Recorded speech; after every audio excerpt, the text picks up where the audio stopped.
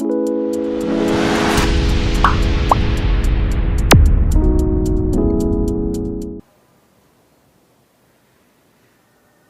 Ibu, para saudara dan saudari yang terkasih, pernah nggak dalam kehidupan Bapak Ibu semuanya sekali saja ada orang yang mengatakan kepada Anda semua, dasar kamu tidak peka.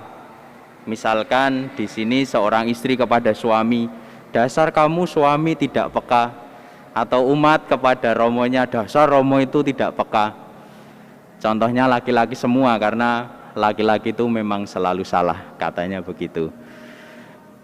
Sekali lagi, siapapun pasti pernah mengalami yang namanya perkataan seperti itu, dan kalau kita tidak siap, kita mungkin akan merasa sakit hati. Karena mungkin kita sudah berusaha untuk menjadi orang yang peka, tetapi tetap saja dikatakan, dasar kamu tidak peka. Salah satu alasan kenapa orang bisa berkata seperti itu ada dua kemungkinan. Satu, mungkin komunikasi itu tidak berjalan dengan baik. Kalau komunikasi itu kan dua arah. Seseorang memberikan tanda, lalu tanda itu ternyata tidak ditangkap dengan baik. Seorang istri memberi kode kepada suami, tetapi kodenya tidak ditangkap. Maka lalu dikatakan, dasar kamu tidak peka. Itu pertama, karena komunikasi tidak berjalan dengan baik. Atau mungkin saja yang terjadi sebenarnya adalah orang sudah terlanjur tidak peduli kepada orang tersebut. Jadi orang itu tidak peka itu bukan karena tidak tahu. Mungkin sebenarnya dia tahu apa yang dimaksudkan, tetapi karena sudah terlanjur tidak peduli, mungkin pernah disakiti, mungkin pernah dikecewakan, mungkin pernah ditinggalkan. Akhirnya kepekaan itu tidak terbangun dalam diri orang tersebut, sehingga ketika sudah ada tandanya, tetapi kepekaan itu tidak berjalan dengan baik. Itu dua alasan kenapa orang dikatakan dasar kamu tidak peka. Nah, kenapa saya menyebut kata-kata ini tidak peka atau ketidakpekaan? Saya kira inilah yang menjadi pergulatan para murid dan Yesus sendiri dalam bacaan Injil hari ini. Sekarang Bapak Ibu bisa membayangkan posisinya Yesus itu adalah sebentar lagi Yesus itu akan mengalami penderitaan. Penderitaan itu tidak main-main loh, pada akhirnya nanti penderitaan itu akan membawa kepada kematian. Ketika Yesus mengatakan anak manusia akan diserahkan ke dalam tangan manusia dan mereka akan membunuh dia, sebenarnya ini adalah kode atau tanda yang diberikan oleh Yesus kepada murid-muridnya. Sebenarnya itu juga peringatan kepada para murid bahwa mereka juga akan mengalami hal yang sama, yaitu penderitaan untuk mengikuti Yesus. Tetapi Bapak Ibu, kita lihat apa yang dilakukan oleh para murid. Para murid ini tidak tahu diri. Dalam perjalanan ke Kapernaum, apa yang mereka lakukan, apa yang mereka pertengkarkan dalam perjalanan. Mereka mempertengkarkan siapa yang paling besar di antara mereka. Siapa yang paling pintar, siapa yang paling ganteng, siapa yang paling pandai, dan seterusnya. Tentu ini sangat kontras. Padahal kalau kita mau melihat, para murid itu kan setiap hari bertemu dengan Yesus, mendengarkan ajaran Yesus diulang-ulang, dimanapun Yesus ada, di situ para murid juga ada. Dan ajaran itu seharusnya masuk ke dalam relung hati mereka. Tetapi apa yang mereka lakukan saat Yesus mengatakan soal penderitaan? Mereka malah memperdebatkan siapa yang paling besar di antara mereka. Soal kemuliaan, padahal Yesus berbicara tentang penderitaan. Dan saya kira inilah yang mungkin terjadi dalam kehidupan kita.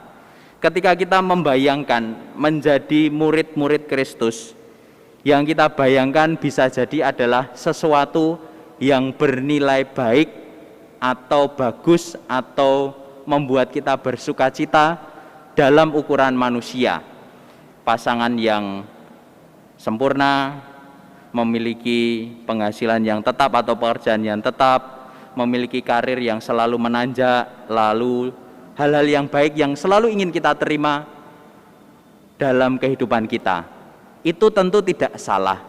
Tetapi kita juga di saat-saat tertentu mesti harus bisa menerima bahwa tidak semua kehendak Tuhan itu disampaikan melalui sesuatu yang baik, sesuatu yang membuat kita nyaman, sesuatu yang membuat kita bergembira. Kadangkala kita harus melalui kegagalan, kadangkala kita harus berkorban, kadangkala kita harus menderita, kadangkala kita tidak diterima oleh orang lain karena apa yang kita lakukan. Tetapi kadang-kadang kita tidak mudah menerima kenyataan itu semua dan memilih kenyataan-kenyataan yang baik menurut ukuran kita. Di saat itulah kita akan disebut sebagai orang yang tidak peka kepada kehendak Tuhan. Maka kalau kehendak Tuhan itu disampaikan dengan berbagai macam pengalaman dan perjumpaan hidup kita, saya kira kepekaan itu yang mestinya dibangun, dipelajari, bahwa kita juga di antara sesama manusia pun soal kepekaan itu bukan sesuatu yang sekali jadi. Mesti diulang-ulang, mesti dipelajari, mungkin juga dimulai dari keluarga kita. Ketika di dalam keluarga, apakah soal kepekaan ini juga dibangun di antara kita semua, suami kepada istri, anak-anak kepada orang tua kepada anak-anak, dan seterusnya. Kalau kepekaan itu dibangun, kita selalu berharap bahwa dalam kehidupan kita sehari-hari kita juga peka terhadap sesama kita. Tetapi yang tidak kalah penting adalah kita peka terhadap suara dan kehadiran Tuhan yang dilewatkan melalui pengalaman dan perjumpaan hidup kita. Maka saya ingin mengusulkan dua, kalau orang Jawa itu punya keutamaan yang baik, dan ini yang menjadi kesimpulan dari semuanya, atau ajakan supaya kita bisa membangun kepekaan terhadap Allah dan terhadap manusia. Keutamaan yang pertama, kalau Bapak Ibu pernah mendengar kata-kata ini, yaitu mari kita menjadi orang yang empan papan. Empan papan tahu toh? Empan papan itu tahu diri, tahu di mana kita berada, sehingga kalau kita sadar, oh saya berada di atas mimbar, oh saya berada di gereja, oh saya sedang bertemu dengan Tuhan di dalam gereja, maka saya harus berdoa, dan seterusnya. Ketika orang empan papan tahu diri, tahu siapa kita berhadapan kita berhadapan dengan siapa, kita tahu, sadar dengan Tuhan, dengan sesama kita, dan seterusnya. Nah, kalau kita sudah empan papan, kita mestinya tahu apa yang harus kita lakukan yang baik dalam kehidupan kita. Dan saya kira banyak hal itu menjadi tidak baik karena kita tidak sadar siapa diri kita di hadapan Tuhan dan di hadapan sesama. Di hadapan Tuhan kita sering menuntut, kita sering menilai, sering menghakimi bahwa Tuhan tidak baik dalam kehidupan kita. Kadang-kadang kita merasa ditinggalkan, padahal sebenarnya Tuhan yang mencari, tetapi kita tidak menanggapi itu dengan baik. Kalau hidup kita itu sebuah perjalanan, mungkin kita mengibaratkan diri kita itu berjalan di sampingnya Tuhan. Jangan berjalan di belakangnya karena tidak kelihatan tujuannya, atau berjalan terlalu depan, kita mendahului kehendak Tuhan. Maka berjalanlah di sampingnya Tuhan, mendengarkan apa yang menjadi sabdanya. Tentu kita berhadapan dengan ketidakpastian, tetapi itulah cara kita untuk memahami dan peka terhadap kehendak Tuhan. Maka yang pertama, mari kita selalu sadar diri, siapa diri kita di hadapan Tuhan dan sesama. Lalu yang kedua, kalau Bapak Ibu pernah mendengar kata angon wayah, tahu angon wayah? Angon itu menggembalakan atau memelihara. Wayah itu waktu. Tetapi kalau dimaknai secara harfiah tentu tidak masuk ya, atau menggembalakan waktu itu apa. Tetapi saya ingin mengatakan bahwa mari kita menggunakan waktu itu sebaik-baiknya untuk pertama-tama secara efektif dan efisien melaksanakan kehendak Tuhan. Karena kadang-kadang hidup kita dihabiskan untuk melakukan sesuatu yang mungkin tidak baik, mungkin sesuatu yang kita lakukan ini merugikan banyak orang, atau sesuatu yang kita lakukan ini membuat orang menderita, atau sesuatu yang kita lakukan ini membuat orang merasa tidak nyaman, dan seterusnya. Mari menggunakan apapun yang kita miliki, terutama waktu, untuk melakukan kehendak Tuhan, sehingga dengan demikian kita hanya pertama-tama tujuannya adalah kehendak Tuhan sendiri.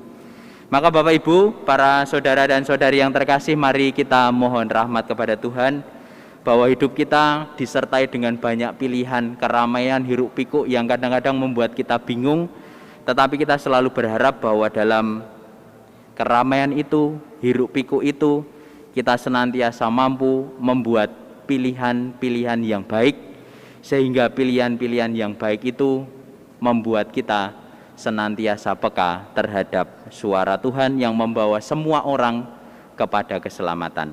Semoga Tuhan memberkati usaha dan perjuangan kita. Mari kita hening sejenak.